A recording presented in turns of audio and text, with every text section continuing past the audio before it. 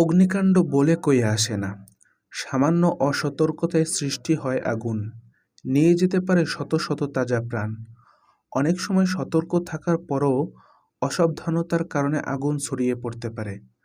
আগুন লাগলে আগুন নিয়ন্ত্রণের চেষ্টার পাশাপাশি দোয়াও পড়া উচিত, যাতে আল্লাহর রহমতে আগুন দ্রুত নিভে যায়। হজরত আবদুল্লাহ ইবনে ওমর ইবনুল আস রাদিয়াল্লাহু তাআলা আনহু থেকে বর্ণিত, আল্লাহ রসুল সাল্লাল্লাহু আলাইহি ওয়াসাল্লাম বলেন, তোমরা যখন কোথাও আগুন দেখো তখন তোমরা তাকবীর দাও, অর্থাৎ আল্লাহু আকবার বলো, কেননা তাকবীর আগুন নিভিয়ে দেয়। ইমাম ইবনে তাহমিয়া রাদিয়াল্লাহু তাআলা আনহু বলেন, আগুন যত প্রলয়ঙ্কারী হোক, তাকবীরের মাধ্যমে তা নিভে যায়, আর আজানের মাধ্যমে শয়তান পালায়ন করে।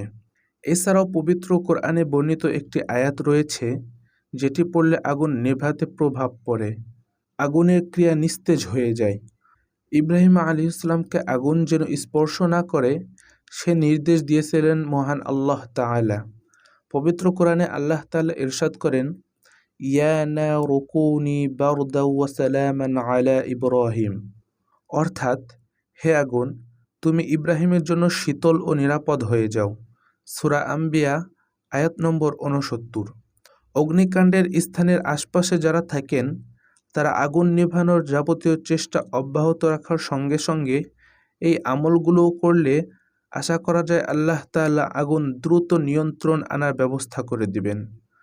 আবদুল্লাহ ইবনে ওমর ইবনুল আস রাদিয়াল্লাহু তাআলা আনহু থেকে বর্ণিত হাদিসে রাসূলুল্লাহ সাল্লাল্লাহু আলাইহি ওয়াসাল্লাম বলেন, তোমরা যখন কোথাও আগুন দেখো তখন তোমরা তাকবীর দাও, কেননা তাকবীর আগুন নিভিয়ে দিবে। তাকবীর হলো আল্লাহু আকবার, আল্লাহু আকবার, অর্থ আল্লাহ মহান, আল্লাহ মহান।